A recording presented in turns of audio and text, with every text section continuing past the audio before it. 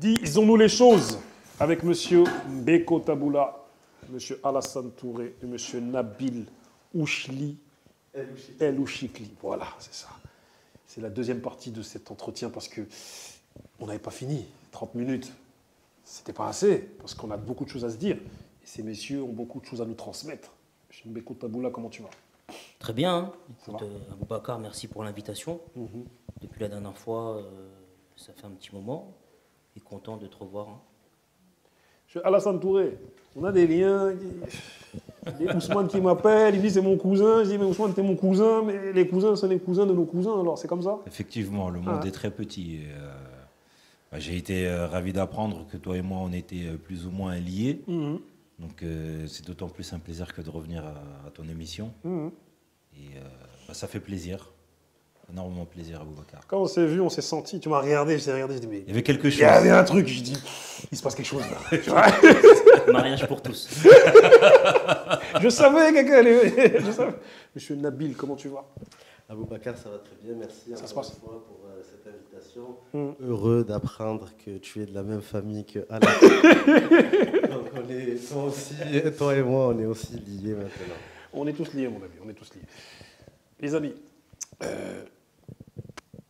je vais vous poser une question qui est super simple. Est-ce qu'on peut vous qualifier de crack des barreaux et, comme on pourrait dire, la street qui se ramène au barreau pour défendre la street? Est-ce qu'on peut vous qualifier de ça? Est-ce que cette phrase-là peut vous représenter?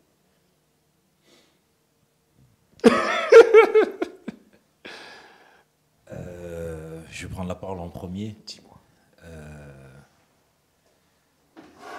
Je n'aime pas ces adjectifs qui sont la street vient défendre la street. Et je ne veux pas être perçu comme ça. Ni par les clients qui viennent me solliciter, ni par les juges devant lesquels je vais plaider. Je l'ai fait exprès pour que tu vous Non, développiez. je te le dis. Hein. Il y a une chose qui est indéniable. Je suis noir. C'est quelque chose que je ne peux pas gommer. Après, qu'est-ce qu'on fait? Et qu'est-ce qu'on dit? Moi, la seule chose que je veux que les gens y retiennent, que ce soit magistrat ou client, c'est il est bon. C'est d'ailleurs c'est la première chose que l'un de mes premiers clients m'a demandé hein, quand on était en bas dans le dépôt. Est-ce que tu es bon? C'est la seule chose que mérite de savoir le client. Est-ce qu'il est bon? Maintenant qu'il soit blanc, bleu, qu'il vienne de la street ou pas, on s'en fout. Mais j'ai envie de te dire, surtout pour les clients, ça peut être plus réconfortant. Ça peut être plus réconfortant que de savoir qu'il y a au moins un avocat, 2 avocats, 3 avocats qui lui ressemblent. Et ouais, là, à ce moment-là, ouais, je pourrais endosser j'ai pas envie de te dire ce costume d'avocat de la street, ouais, en étant perçu comme ça. Mais avant tout, je veux être reconnu comme étant un bon avocat. C'est tout. Le reste peu m'importe. Moi, mon histoire, elle m'appartient, elle m'est propre. Les gens, ils n'ont pas à savoir d'où je viens, ce que j'ai fait, ce par quoi je suis passé. La seule chose qui compte, c'est est-ce qu'il est bon? Et j'ai envie de te répondre, ouais, je suis bon. Je suis un bon avocat. Monsieur Nabil. Ouais, Aboubacar, pour moi, je rejoins Alassane. Je trouve que c'est assez réducteur de nous ramener à ce qu'on est, ce sur quoi on se bat tous les jours d'ailleurs. Ça ne doit pas être notre signe distinctif, et notre signe distinctif, il doit être, comme l'a dit Alassane, l'excellence, d'où que tu viennes. Après que des clients puissent s'identifier à nous, puissent s'identifier à nos parcours et de l'environnement duquel on est issu, ça parfaitement je l'entends, et comme disait Alassane, ça se voit sur nous. On vient d'un milieu qui est modeste, mais aujourd'hui, ce qui doit nous distinguer, c'est notre excellence. Quand tu vois par exemple, on va prendre Jamel Debbouze, il vient de Trappes. C'est quelqu'un qui est issu de l'immigration, qui vient de quartier populaire. Mais ce qui compte au final, quand tu regardes sa vidéo, c'est qu'il te fasse marrer. Et pour nous, j'ai envie de te dire, j'aimerais qu'on se distingue et on nous distingue, non seulement par notre parcours, effectivement on vient de quartier populaire ou de famille modeste, mais surtout par notre excellence. Monsieur Beko. Moi, je vais dire que être noir, c'est pas une compétence. Mais ça ne doit pas être une malédiction non plus. Être une femme n'est pas une compétence, mais ça ne doit pas être une malédiction non plus. Donc ce que je veux dire par là, c'est que Ce qui est essentiel, et là je rejoins Nabil et Alassane, c'est est-ce que l'avocat il est au niveau ou pas? Est-ce qu'il tient la dragée haute ou pas? Est-ce que lorsque ce monsieur ou cette femme prend la parole, s'occupe d'un dossier, on sent une autorité, on sent une présence. Et on se dit, avec elle ou avec lui, la personne est bien représentée. Elle n'a pas de souci à se faire. C'est tout ce qui importe. Tout le reste, c'est de la masturbation intellectuelle, c'est de la victimisation, c'est tout ce que je vomis et tout ce que je déteste au quotidien. Moi, je te dis la vérité, si je pouvais être vu uniquement comme un être humain, sans qu'on me renvoie à ma couleur de peau ou qu'on me renvoie à mes origines sociales, je serais plus heureux. Mais malheureusement, je ne peux pas les gommer. J'ai un nez épaté, j'ai des lèvres épaisses, je suis ce que je suis. Maintenant, j'avance comme ça. Mais ce n'est pas pour moi un argument qui va faire de moi un meilleur avocat qu'un autre. Pour moi, ce qui compte, c'est deux choses. La procédure et l'oralité. Est-ce que tu connais la procédure? Est-ce que tu es à jour de la procédure? Parce qu'on va peut-être en parler, mais actuellement, par rapport au RICS qu'il y a dans les différents endroits, il y a un nouveau texte de loi qui est en préparation. Comme s'il n'y avait pas assez de lois déjà qui existaient pour combattre les RICS. Mais le politique, il aime bien sortir une loi tous les 4 matins pour donner l'impression à la ménagère qu'il est actif et qu'avant les autres n'avaient rien fait. Donc on est contraint d'être à jour de ce qui se fait sur la procédure. Et vu qu'on est un des rares métiers où l'oralité est prépondérant et encore décisif, on se doit d'être convaincant. On n'a pas le droit d'être approximatif, c'est interdit. Pour moi, vous êtes des artistes. Vous avez un processus créatif. J'aimerais bien que vous m'expliquiez votre processus créatif. Et carrément, je vous compare à pour moi, qui a été le plus grand improvisateur dans le rap, c'était Bustaflex à l'époque, sur Génération. Il arrivait à freestyler et à improviser sur de la musique rapide. Et ça rimait. Il avait des envolées lyriques. On sentait qu'à des moments donnés... Et la dernière fois, lorsqu'on discutait en off, vous me parliez un peu de ce travail que vous faites. Et carrément, vous, c'est pire parce qu'un artiste, il va le faire pour lui et pour les autres. Mais vous, en fait, moi qui étais artiste à une époque où voilà, j'écris maintenant aujourd'hui des interviews, ces choses-là, des fois, je suis dans mon lit. Et je suis en train de cogiter à l'interview que je vais faire. Et d'ailleurs, même cette interview-là, j'ai cogité dans mon lit. Tu vois, de 7h à 9h, j'arrive plus à dormir. Moi, tu vois. Et du coup, je suis comme ça. Je suis en train de dire, bon, il faut que j'en pose telle question. Mais moi, j'ai pas de vie en jeu. Enfin, il n'y a pas de vie en jeu par rapport à ce que je fais. Mais vous, c'est pire encore. Vous avez des vies. Enfin, il y a des vies qui dépendent de vous, entre guillemets. Et j'aimerais bien que vous m'expliquiez un peu quel est votre processus créatif, comment vous y prenez pour aller dans des envolées comme ça. On va laisser Alassane et Nabil et ensuite je prendrai le temps d'expliquer. Ah, il veut pas me griller la priorité, le... Droit d'aînesse, mon frère. Non, je t'en prie, vas-y, commence. Non, droit d'aînesse. C'est droit d'aînesse, l'Afrique. On garde le meilleur pour la fin. Je t'en prie. Alors, je terminerai, alors. Non, mais moi, très brièvement, j'ai envie de te dire une chose, Aboubacar. La meilleure plaidoirie, c'est celle qu'on n'a pas encore prononcée. Pourquoi je te dis tout ça? En réalité, moi, quand je vais prendre un dossier et quand je vais m'apprêter à plaider, je ne sais pas en réalité ce que je vais plaider. Je n'ai pas de plan et je ne sais pas ce que je vais dire aux magistrats pour emporter leurs convictions. La seule chose que je sais, c'est que j'y vais avec mes tripes. Du coup, vos plaidoiries, elles sont écrites ou pas? Non. Il y a des points que vous notez des points Alors, il y a des éléments du dossier. Ouais. Il y a des éléments du dossier que, effectivement, on peut être amené à écrire sur une feuille de papier pour pouvoir s'en souvenir quand le dossier il est volumineux, quand il y a des points techniques qu'il faut soulever ou pouvoir expliquer, le positionnement de ton client par rapport à des éléments objectifs du dossier. Effectivement, tu peux écrire ce genre de choses-là. Mais le sens que tu vas prendre dans ta plaidoirie, l'émotion que tu vas essayer de donner à ta plaidoirie, à tes mots, la conviction que tu vas essayer d'emporter à tes magistrats, à l'auditoire qui est en face de toi, ça, tu ne peux pas l'écrire. Et ça, tu dois t'adapter à l'audience, le déroulement des débats, comment se sont déroulées les discussions, les échanges avec les magistrats, les regards. Tout ça est important. C'est pour ça que je te dis, c'est pas possible de tout écrire à l'avance. Ta plaidoirie, tu la vis. Ta plaidoirie, tu la vis et tu essayes d'apporter un point de vue auquel le magistrat n'avait même pas imaginé. Elle est là, notre plus-value. C'est pour ça que je te dis, moi, avant de plaider, je ne sais pas véritablement, avant de prendre la parole, je ne sais pas véritablement dans quel sens je vais aller. Parce qu'il y a tout ce travail-là. Il y a tout ce travail-là de réflexion à travers lequel tu ne peux pas te dire, voilà, les choses sont comme ça. Et je vais aller dans ce sens. Mais c'est une vraie prouesse artistique. C'est-à-dire que Mais je te remercie. c'est de l'art théâtral improvisé. Parce que, encore, le théâtre, c'est écrit, tu apprends par cœur. Mais là, vous êtes là, vous faites des plaidoiries qui sont improvisées, même si vous avez déjà réfléchi en amont à la manière dont vous allez prendre les choses. Enfin, vous allez prononcer les choses. Mais je trouve ça impressionnant, moi. Je te remercie. Moi, en tous les cas, moi, c'est la façon avec laquelle je travaille. Et jusqu'à présent, j'ai toujours obtenu de bons résultats, ou du moins, mes clients sont satisfaits.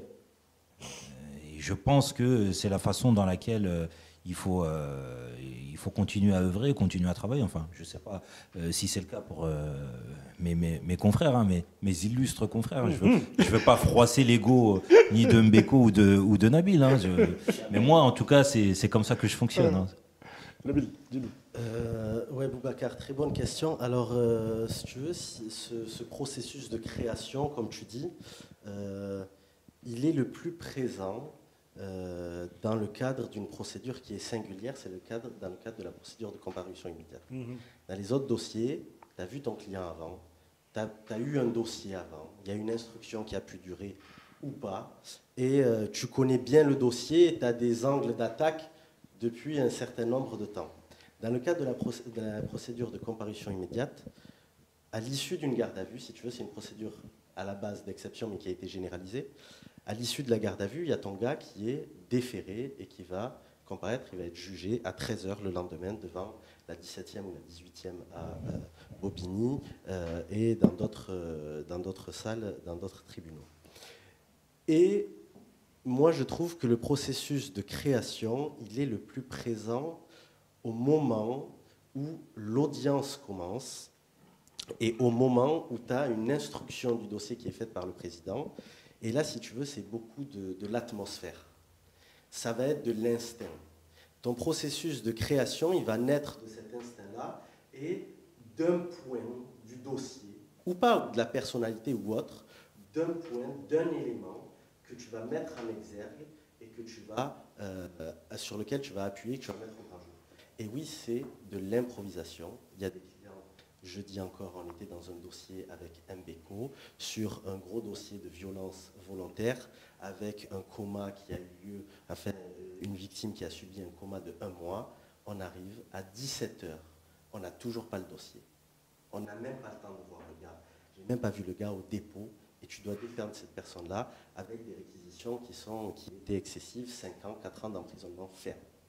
Donc là, si tu veux, tu songes et tu penses que la liberté dont il va être privé, eh bien, c'est comme si c'était la tienne.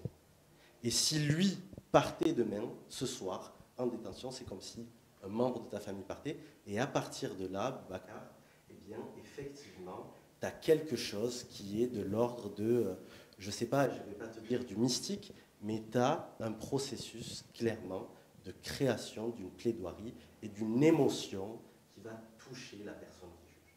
Voilà comment moi je vois le processus de création et à quel moment il apparaît le plus. Mbeko. Moi, je suis d'accord et en désaccord avec ce qu'ont dit mes confrères.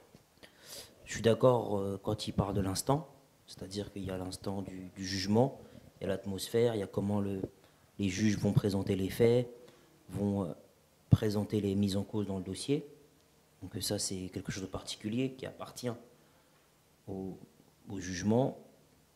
Et il y a l'avant, qui pour moi est tout aussi important, si ce n'est plus, qui est lié à beaucoup d'autres éléments comme ta culture générale, ta maîtrise de tes émotions, ton sang-froid, tes lectures, tes rencontres, les discussions que tu peux avoir avec les gens, est-ce que tu as l'écoute ou pas.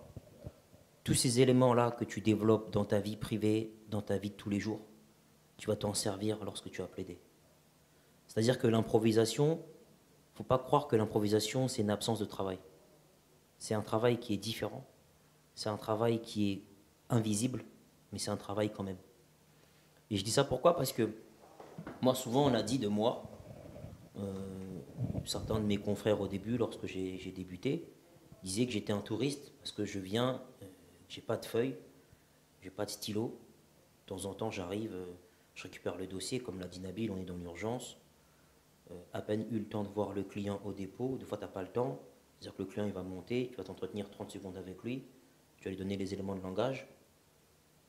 Mais le dossier, tu l'as analysé avant et tu n'as rien écrit après.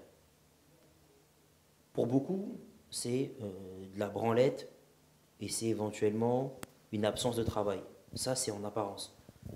Mais ce qu'ils ne savent pas, ces idiots, c'est que derrière, il y a des heures et des heures de lecture. C'est que tu as des concepts dans ton cerveau, en sociologie, en philosophie, qui vont te permettre de présenter une plaidoirie de qualité, alors que le dossier, tu connais depuis 5 minutes. Et je vais même te dire une chose, il y a des fois, je n'ai pas ouvert le dossier, et j'ai obtenu des relax. Tu vois ce que je veux dire? Et j'assume complètement ce que je dis, parce que je n'ai pas eu le temps de lire le dossier. Ce n'est pas par vantardise que je dis ça. C'est parce que l'urgence fait que le dossier, je n'ai pas le temps de l'ouvrir. Mais j'ai obtenu une relax. Pourquoi?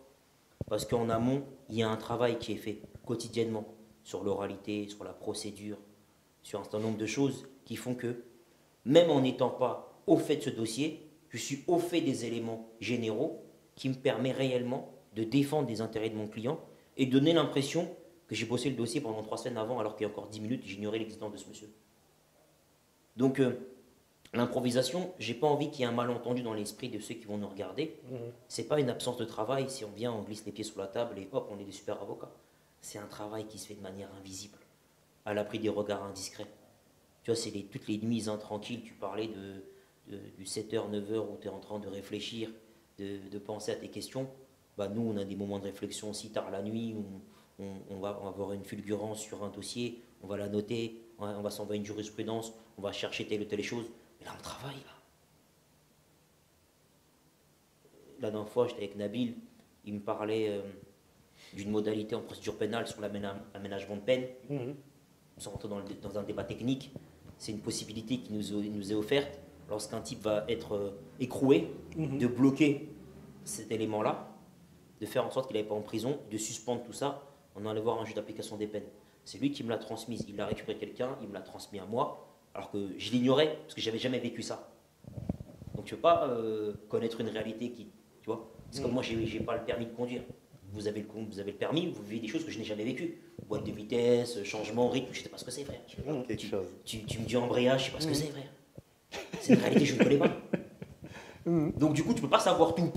Et c'est là que c'est intéressant, c'est quand l'autre te donne des informations que tu vas réutiliser après, parce que lui, il l'a vécu, et il te dit, frérot, fais attention à ça, si jamais ça t'arrive, cet article, il faut l'utiliser. Du coup, il y a de la communication entre vous, il y a des échanges de compétences et toutes ces choses-là. Vraiment, là, notre entretien, vraiment, c'est pour faire comprendre aux gens aussi ce monde des tribunaux, parce que la plupart d'entre nous, on regarde New York Police Judiciaire. Et on est là, on regarde, on croit que la justice se passe comme ça, en tout cas pour les personnes qui n'ont jamais eu affaire à la justice. La justice en France, là, est-ce que ça se passe comme New York Police Judiciaire, avec des jurys, avec le procureur, l'avocat Comment ça se passe? Ça nous dessert, ça. Les séries américaines, en tout cas moi je le vois, ça nous dessert parce que dans les séries américaines, l'avocat, il a un pouvoir incroyable. Il peut rentrer dans une audience, il ne s'est même pas présenté, il dit oh, « Votre honneur, objection !» Il te sort une scénographie incroyable, une gestuelle, avec un costume sur mesure, alors que nous, on a des robes, tu vois. Ça nous dessert. Parce que dans l'inconscient collectif de ceux et celles qui consomment à outrance ces séries et ces films, ils ont le sentiment qu'en France, c'est la même chose. Et du coup, nous, on doit faire un travail de pédagogie, en expliquant à quoi correspond la réalité des tribunaux et des cours d'assises françaises. Et c'est un temps qu'on doit utiliser. Et du coup, c'est un temps en moins pour faire autre chose. C'est pour ça que je dis que ça nous dessert. Et surtout, ça crée une désolation, une déception chez celle ou celui qui vient nous voir. Comme si on lui a annoncé que le Père Noël n'existait pas. On va dire, mais c'est vous qui avez un imaginaire encombré de choses factices. Nous, on vous explique notre réalité. Là, aujourd'hui, c'est comme ça que ça se passe en France. Et c'est pas nous qui l'avons décidé. Ces règles existaient avant nous, elles existeront après nous. Donc il y a tout un travail de démystification. On doit démystifier. On doit même déconstruire un certain nombre de clichés et d'idées reçues qui encombrent l'esprit de nos contemporains. Mais après, il faut comprendre aussi, et Alassane l'avait dit la dernière fois, la justice, elle est violente. La justice, elle est violente. Elle est de plus en plus répressive. Et pour ceux et celles qui ne sont pas habitués à la rencontrer, prenez garde. Hassan, est-ce que c'est comme à la télé ou... Alors, j'aimerais rebondir par rapport à ce qui a été dit par Mbeko tout à l'heure. Le travail qui est accompli par nous, les avocats, oui, il est constant et il est journalier. C'est tout le temps qu'on travaille. On travaille à de nouvelles jurisprudences, à de nouveaux, textes inscrits dans le code pénal ou dans le code de procédure pénale. Mais quand il parle de travail de longue haleine, c'est vrai que tous les jours, à chaque heure que fait notre Seigneur ou pas, hein, pour ceux qui ne sont pas croyants, mais on est en train de travailler, on est en train de réfléchir à comment fonctionnent certaines infractions, comment ne considérer que cette infraction n'est pas caractérisée, comment fonctionne le code de procédure pénale, cet article du code de procédure pénale, comment l'envisager, sous quel prisme. On est tout le temps en train de travailler à cela, et ça, les gens ne l'envisagent pas. Enfin, du moins, les clients, lorsqu'ils nous sollicitent, effectivement, ils n'envisagent pas tout ce travail qui est fait en amont. Et ça, c'est très important. Maintenant, pour revenir sur cette histoire de l'américanisation de notre justice française, j'ai envie de dire aux personnes qui vont regarder cette émission, lorsque la justice, elle a pointé, du moins, elle a un regard sur vous, il faut s'inquiéter. Et malheureusement, même si c'est inscrit dans le code de procédure pénale, on n'est pas présumé innocent, on est présumé coupable. Malheureusement, lorsqu'on est poursuivi ou mis en cause dans une affaire, c'est à nous, malheureusement, aux avocats de la défense, de démontrer que l'on n'est pas coupable. Et ça, c'est bien dommageable. Pourquoi je te dis ça, Aboubacar? C'est qu'il existe bien des situations où, effectivement, l'innocence de certaines personnes qui comparaissent devant les tribunaux ou qui sont mises en cause dans certaines affaires, elle peut paraître, selon nous ou selon les clients qui nous sollicitent, évidente, et pas forcément pour les magistrats qui sont saisis de ces dossiers-là. Et c'est pour ça que je rejoins Mbeko quand il dit il faut faire très attention, il faut prendre garde lorsque la justice s'intéresse à vous, parce qu'elle peut être violente parfois. Et ça, les gens n'y sont pas préparés. Alors on dit souvent, on sort souvent des adages, des vieux adages, hein. Nul n'est censé ignorer la loi, vous n'ignorez pas ce que vous faisiez en commettant tel acte ou telle infraction. Il y a pour un tas de personnes des choses qui sont réalisées de façon tout à fait anodine, pour eux qui sont des choses tout à fait banales, et qui, sous le prisme de la loi, sont des choses qui peuvent être considérées comme particulièrement graves. Je prends l'exemple aujourd'hui, je sais pas moi, d'une claque donnée à un enfant. Il fut un temps où c'était quelque chose de tout à fait banal et normal. Aujourd'hui, laisse-moi te dire que tu risques une lourde sanction, une condamnation devant un tribunal, voire éventuellement la perte de la garde de tes enfants. Il fut un temps où cette chose pouvait être banale, aujourd'hui ça ne l'est plus. Et ça, il y a beaucoup de gens qui ont tendance à l'ignorer. Je te donne un exemple, c'est un exemple banal, mais c'est un exemple concret. Et c'est une réalité malheureusement. Et ça, il faut que les gens ils puissent l'entendre et comprendre que, effectivement, lorsque malheureusement on est sous les projecteurs de la justice, ça peut faire mal. Ça peut faire très mal, effectivement. Aboubacar, je rejoins mes chers confrères. Prends bien ton micro. J'ai envie de te dire que la justice en France, elle est mal rendue. Elle est assurément pas à la hauteur de la vertu. Et elle est mal rendue parce que elle est rendue déjà par des êtres humains. Et les êtres humains, par nature, sont faillibles. C'est-à-dire que selon l'idée ou l'image que se fait un juge d'un dossier, même s'il est complètement dans l'erreur, eh bien, il peut te condamner alors même que tu n'as pas commis les faits.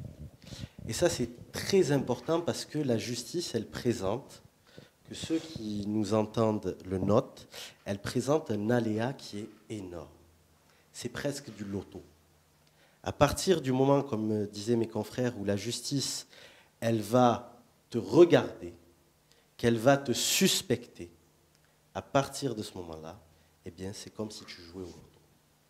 Selon, et je te prends notre quotidien, sur des infractions qui sont commises dans le ressort du 93, mais dans toute l'Île-de-France et en France de manière générale, eh bien, à partir du moment où tu es mis en cause dans un dossier, où tu es suspect, eh bien, effectivement, une présomption de culpabilité pèse sur toi.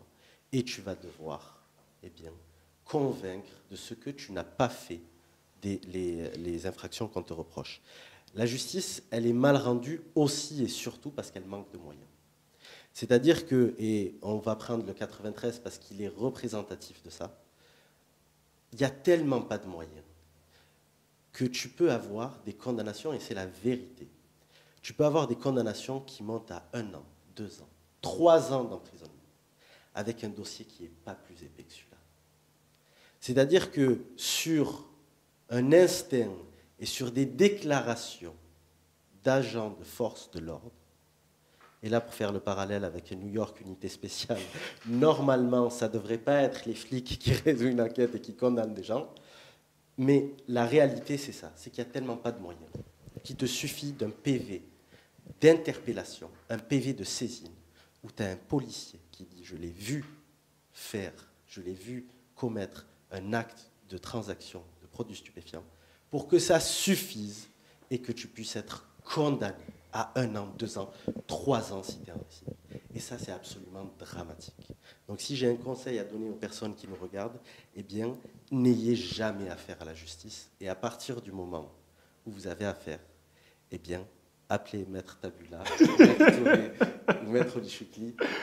Mais de manière plus générale, je plaisante, mais faites-vous accompagner par un avocat parce que la justice, elle est aléatoire, malheureusement. Mais est-ce que, moi, ce que je décèle dans ce que vous dites, et en parlant aussi avec d'autres personnes qui sont dans ce monde, de la justice, on m'avait expliqué une chose. On m'a expliqué qu'en France, tu dois prouver que tu es innocent, alors qu'aux États-Unis, c'est l'inverse.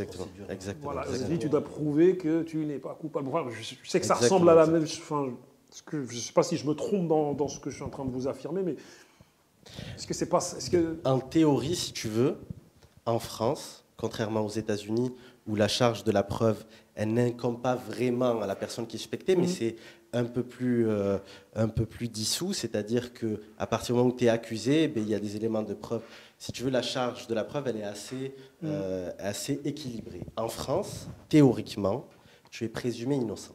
C'est-à-dire que si le procureur, qui est la partie poursuivante, qui demande à un tribunal de te condamner, n'apporte pas la preuve au tribunal pour qu'il puisse avoir la certitude et forger son intime conviction de ce que tu es coupable, toi, tu as juste à garder le silence. En théorie, tu n'as même pas à parler pour que, si cette preuve n'est pas démontrée, tu sois innocenté, relaxé, acquitté. Dans la réalité des faits, eh bien, à partir du moment où il y a un seul élément qui justifie que tu sois placé en garde à vue, à partir de ce moment-là, ça va être le combat. J'ai eu une discussion avec des amis, c'était à peine hier, qui me disaient que pour être condamné, notamment dans le trafic de stupes et ces choses-là, il suffit de 3 dépositions. C'est ce que les gens m'ont dit. Ouais, il suffit. C'est ce que quelqu'un m'a dit en tout cas hier. Et vous qui êtes avocat, j'aimerais bien vérifier cette information. Il me disait il suffit de 3 dépositions pour que tu ailles en prison. C'est ce qu'on m'a dit. Après, je préfère parler avec des experts qui me. Faut faire attention au bruit de couloir, Aboubacar. T'as passé l'âge d'entendre des bruits de couloir. C'est pour ça que on fait l'émission ensemble. Non, mais t'as raison, il faut s'informer tout le temps. Plaisanterie mise à part, chaque dossier est unique et différent à la fois. Donc, Nabil, Alassane et moi, on n'a pas la réponse par rapport à ces 3 dépositions. Par contre, moi, ce que je peux te dire, et là, j'assume mes propos. Je disais que la justice, elle est violente et elle est aussi parfois foncièrement raciste. J'explique pourquoi. Attends, tu es avocat et tu l'affirmes clairement. Tu travailles dans ce monde-là et tu affirmes clairement ce monde-là est raciste. Je dis que du haut de mes 2 ans de barre, ça fait 24 mois que je suis avocat, parfois, je dis parfois, comme parfois certains policiers sont des racistes, parfois la justice est raciste. J'assume mes propos. Ceux qui ne sont pas d'accord, ce n'est pas mon problème. Moi, j'ai des éléments de preuve, je peux expliquer pourquoi je dis ça. Ce n'est pas une affirmation gratuite, je fais la démonstration de ce que je dis. Et si les gens sont mécontents de ce que je dis, qu'ils viennent avec moi vérifier par eux-mêmes ce que je raconte. Qu'on aille dans certaines juridictions où les présidents d'audience tiennent des propos nauséabonds à l'endroit de mes clients, parce qu'ils ont une couleur de peau qui manifestement les dérange. Je le dis, ma parole est libre. Je l'ai déjà dit la dernière fois que je suis venu ici. Moi, je rendais compte qu'à la loi, parce que je dois respecter la loi, et à mon créateur.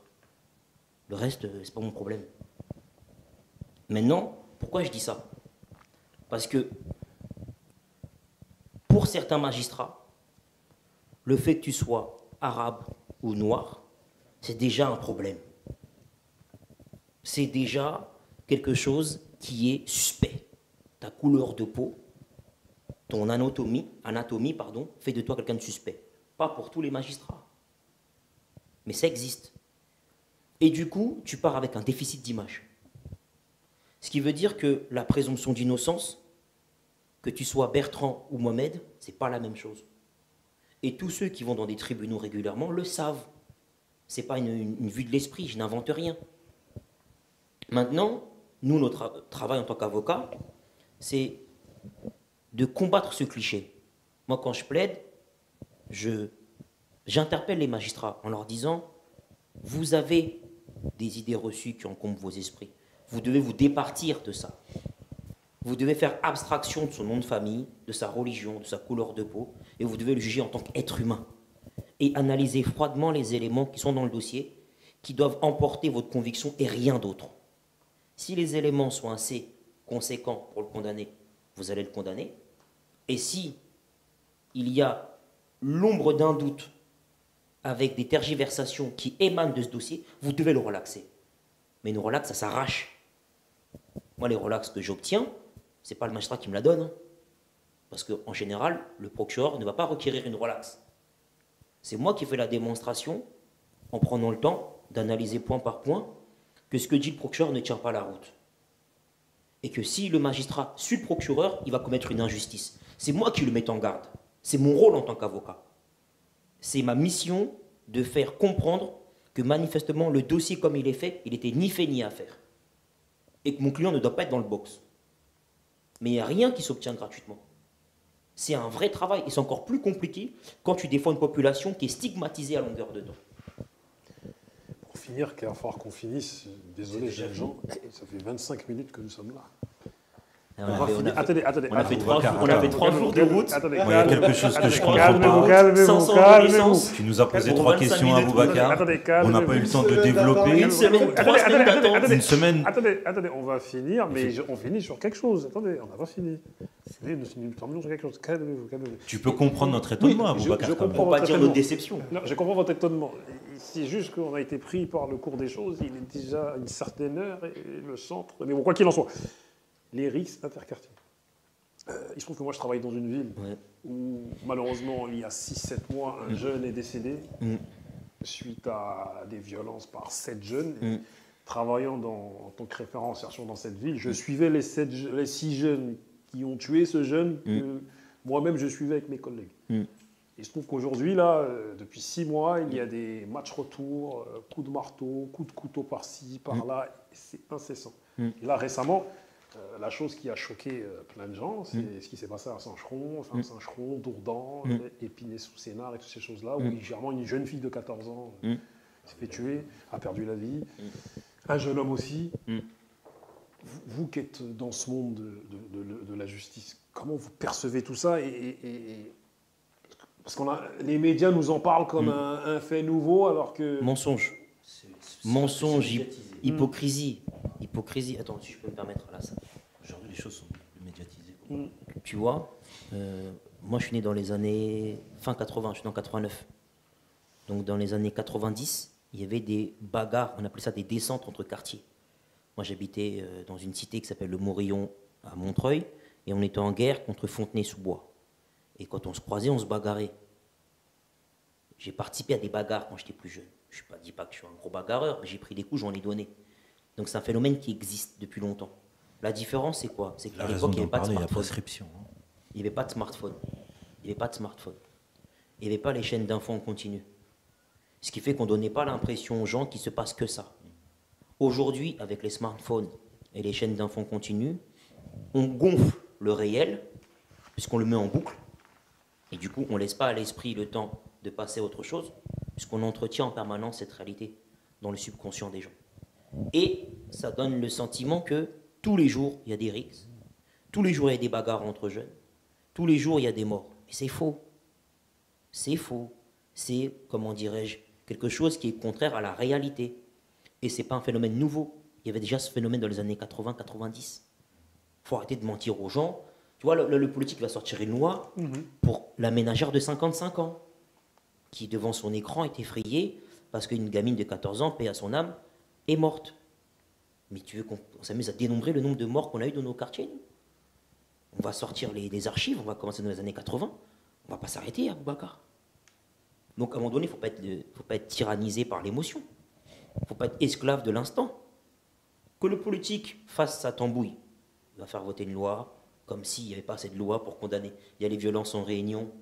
Tu vois, il y a des textes de loi qui sont précis, qui existent, pour condamner les actes de violence groupés. Il y a les guet-apens. Donc, il y a un certain nombre de choses qui existent, qui ont été mis en place par le législateur. On n'a pas attendu, malheureusement, ces deux événements récents pour prendre le problème à bras-le-corps et essayer de le régler. Ça serait une injure pour les différents gouvernements successifs qui étaient en place. Mais en France, on est esclave du fait divers, on est esclave de l'émotion et on ne prend pas de recul. Et on donne l'impression que ce qui arrive là, c'est un événement. Malheureusement, c'est un fait divers. C'est arrivé, paix à son âme, c'est compliqué pour la famille. Mais je vais te dire une chose, il y aura encore des morts. Parce que c'est l'activité humaine qui génère des morts. Et on est comme ça. Maintenant, on peut le déplorer, mais il ne faut pas avoir des pudeurs de gazelle. Il ne faut pas être dans l'hypocrisie. C'est dangereux. Monsieur Alassane. Alors, je rejoins parfaitement Mbeko sur le fait que, malheureusement, c'est une tradition vraiment française que d'agir sous le coup de l'émotion. Vous avez un fait divers qui est diffusé à la télévision ou à la radio. Hop, le politique se saisit de la situation, de l'affaire, et en fait une affaire d'État. Et il faut voter une loi. Ça, c'est vraiment dramatique. Et comme le dit Mbeko, je le rejoins parfaitement. Ce serait faire injure aux différents gouvernants, aux différents politiques qui ont siégé antérieurement, que de dire qu'on n'a pas fait voter des lois pour endiguer ce genre de comportement. Moi, je suis d'une génération qui est presque celle de Mbeko. Je suis un peu plus vieux que lui. Ça se voit parce que j'ai un peu de poil blanc au menton. On a tous connu ces phénomènes de bandes rivales. Je ne sais pas, toi, tu es de quelle génération, mais il y avait les BDJ. Exactement. Il y avait des bagarres incessantes, des bagarres folles qui se déroulaient à la Défense, à Gare du Nord. Oui, grillé Évry-Corbeil, c'était... Tarteret, frère, bagarre. Mais la chose est la médiatisation, la surmédiatisation, le passage en boucle. Alors j'entends aujourd'hui qu'on fasse voter des lois contre ce genre de rixes, mais elles existent déjà. Le législateur a déjà prévu des lois par rapport à cela. Le magistrat entre systématiquement en voie de condamnation par rapport à ces attroupements armés. Moi j'ai défendu là il y a quelques jours là, un petit jeune qui était malheureusement mis en cause dans une affaire de participation à un attroupement armé. Bon, fort heureusement, il a bénéficié d'une dispense de peine. L'infraction était, selon le magistrat, caractérisée, mais il a estimé qu'il n'y avait pas d'intention coupable. Je pense qu'on a obtenu la conviction du magistrat. Mais il y a déjà des textes de loi. Alors, moi, si je puis me permettre, c'est vraiment adresser un message aux jeunes générations. Il faut vraiment qu'ils se mettent en tête, dans l'idée qu'ils peuvent perdre la vie. Et ça, c'est vraiment important de le savoir. Participer à ce genre de bagarre entre bandes rivales, ça peut être dangereux. Surtout qu'aujourd'hui, et moi je suis navré de le voir, mais il y a de plus en plus de jeunes qui arrivent à se procurer des armes assez facilement, qui ne mesurent pas le coût d'une vie ou le côté sacré d'une vie. Et ça, c'est dramatique. Ça, il faut que les jeunes générations, c'est pour ça, enfin, je suis un peu plus vieux qu'eux, même si je me considère encore comme jeune. On est jeune. Même si je ne le suis pas, je ne sais pas. On est jeune vieux, ni jeune ni Mais en tous les cas. Les jeunes vétérans. Ouais, voilà. Dédicace à Monsieur Fix, ultimatum. Mais en tous les cas, oui, il faut vraiment que les jeunes générations puissent avoir en tête qu'une vie, c'est sacré. On ne peut pas la perdre dans le cadre d'une bagarre, juste pour un regard. Juste parce qu'un mec, il t'a manqué de respect en regardant, je sais pas, ou en se moquant de tes baskets, ou je ne sais pas, pour un tweet ou pour un chat, Ou juste pour un message sur Snap. Ou juste pour une femme, qui en général est moche en plus. Bon, ça, après, Beko, Des fois, tu nos dé- goûts Quand en tu matière découvres- Quand tu de... découvres le dossier, tu dis vous êtes bagarré pour elle. Bah rien. Non, mais c'est vrai. Il nous arrive de... Enfin, moi, ça met le dossier dans lequel je suis intervenu, je me suis dit, mais t'es stupide ou quoi? Tu rentrais dans une bagarre, tu étais en position éventuelle de faire perdre la vie à quelqu'un ou tu étais éventuellement en mesure de pouvoir perdre la tienne, mais tu ne t'en rends pas compte. Et ça, il faut que les jeunes puissent le comprendre. Alors je comprends, le législateur et les magistrats, ils vont être de plus en plus sévères par rapport à ces attroupements armés. La violence faite aux femmes. Ça passera. Mais il faut vraiment que les jeunes, les jeunes générations, ils puissent mûrir cette idée que la vie c'est sacré. On ne peut pas la perdre comme ça dans une bagarre. C'est complètement stupide. Je suis Nabil. Oui, Aboubacar, très, très rapidement, je rejoins évidemment Alassane et Fira. La question, c'est que le gouvernant, il est assez gêné parce que pour les infractions qui sont commises par des adultes, eh bien, il y a des textes de loi qui répriment assez sévèrement. Il peut faire face pour dissuader éventuellement que ces attroupements et ces violences faites en réunion eh bien, se généralisent. La difficulté, c'est qu'avec les mineurs, c'est plus compliqué.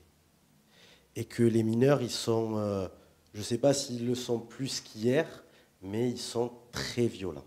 Et la réponse pénale qui est apportée en justice, ce que nous on constate, eh bien, elle est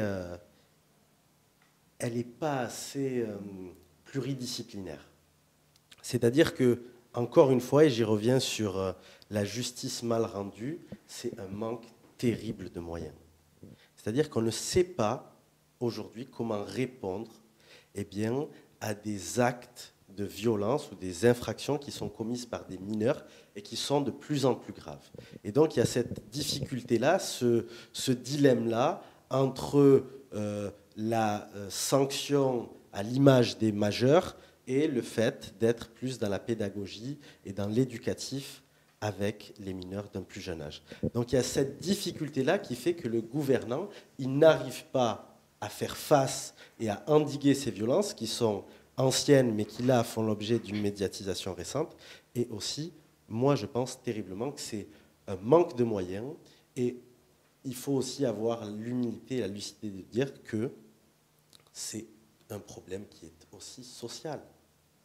Parce que ces bandes rivales-là, ces gamins-là, s'ils se retrouvent dans la rue à poursuivre des personnes qui sont issues du même milieu qu'eux à coups de barres de fer à 30, 40, 50, ils n'ont rien à faire dans la rue. Et s'ils sont dans la rue, ça n'est pas la faute de la justice et ça n'est pas en mettant ou en promulguant une loi plus sévère que tu vas endiguer ça. Encore une fois, c'est le terrain social, c'est l'environnement social qui fait que le gouvernement, les gouvernements successifs se sont totalement désintéressés des quartiers populaires, qui fait qu'on est dans cette situation-là. Et là, on essaye d'agir sur les conséquences plutôt que se concentrer sur les causes pour éviter que cela se produise. Là, tu vas sur un terrain glissant, frérot. Parce que là, Le débat, il est politique, il est même plus... Nécessairement, on doit parler de la ghettoisation. Bien sûr. On doit parler de ces tours de béton immondes qui pullulent autour de la capitale française et même en province. Ouais. Il faut réfléchir à l'urbanisation complètement délirante qui a été celle mise en place à la sortie de la Seconde Guerre mondiale, où on a parqué en nombre des pauvres dans des conditions parfois horribles, et on s'est réveillé un jour en disant « Ah, ils sont là. Comment on fait ?» Qu'est-ce qu'on fait? Tu vois, tous ces architectes qui ont créé ces endroits, ils vivent pas là, frérot. On le paye aujourd'hui. Tu vois, donc là, peut-être que ça sera l'occasion d'une autre émission. Ah, mais ça va se faire. Invite-nous, tu vois. Oui, ça va se et faire. on parlera un peu des solutions que nous, on peut Bravo soumettre aux Mbeko, législateurs. il est très fort pour s'inviter. Non, mais de toute manière, Il a un talent, je le reconnais. Je suis sous le joug de 3 avocats. Non. Et du coup, de toute manière, moi, je n'ai pas fini de vous poser des questions. De toute manière, je comptais faire une 3e partie. Sachez-le. Non, mais Donc, on viendra. Et voilà, on a déjà fait une première partie de 30 minutes, cette seconde de 40 minutes. Nous, on a un format de 30 à 40 minutes. Et c'est des formats que nous estimons être efficaces parce qu'on a eu de bons retours. Ouais, non, mais c'est un bon format. Pas trop long, pas trop court. C'est un bon format. C'est bien d'avoir plusieurs épisodes. Par exemple, les épisodes que j'ai fait tout à l'heure, notamment par rapport à d'autres thèmes, par exemple, on a parlé d'un thème Booba. Voilà. C'était le 2e épisode. Vous êtes obsédé par Booba quand même. Booba, il revient souvent dans vos discussions. Non, mais attendez. Le frérot. C'était quoi le thème? Booba est-il le boss? Le maître du rap jeu. Était le maître. Ouais, j'ai l'impression, vu la longueur des émissions. Non, Booba, c'était 30 minutes. C'était 30 minutes. Et pareil, Rof, on a parlé on n'a pas fini en fait. Il y a une obsession de Booba. Ah, même pas. C'est qu'à un moment donné, on en parle. invite-le, ce sera beaucoup plus simple. Non, mais à un moment donné, on en parle. Et nous, on en parle comme personne n'en parle. C'est-à-dire, on ose dire des choses que les gens n'osent. Qu'est-ce que vous dites que les autres ne disent pas? On parle de tous ces déboires et on en parle de manière très, très objective ou subjective, si tu veux, tu vois. C'est-à-dire, on parle de ce que d'autres auraient peur de se faire dévalider, tu vois. Nous, on ne les connaît pas. Donc, ne connaissant pas tout le rap-jeu, nous, en plus, on a grillé. Venez nous voir.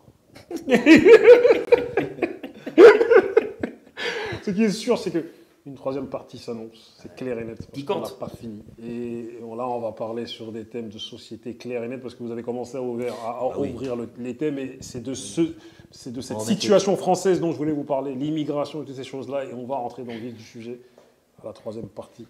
Désolé de vous avoir fait patienter.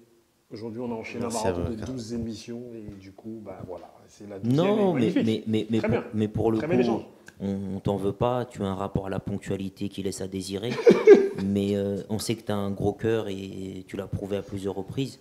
Donc Nabil, Alassane et moi, on viendra pour la 3e partie en espérant qu'elle sera vraiment clivante. Parce qu'on est là pour cliver, on n'est pas là pour... je vous le dis, vous allez voir, on va se dire les choses. On va se dire les choses, parce que faut arrêter les discussions confortables. Voilà, on va se dire, vous inquiétez pas, on va se le dire. Merci à vous, messieurs. Merci à toi, Boubacar. Merci à vous, et cette émission a permis d'avoir des liens, de découvrir des liens familiaux avec M. Alassane. Donc c'est magnifique. C'est magnifique. Il braque la CAF. Tu vois, c'est ce genre de préjugés, c'est contre ce genre de préjugés qu'il faut lutter. Il braque la CAF, tellement nombreux, mon frère. Merci à vous. DNS et Merci à les toi. choses. Merci à vous. Merci à toi.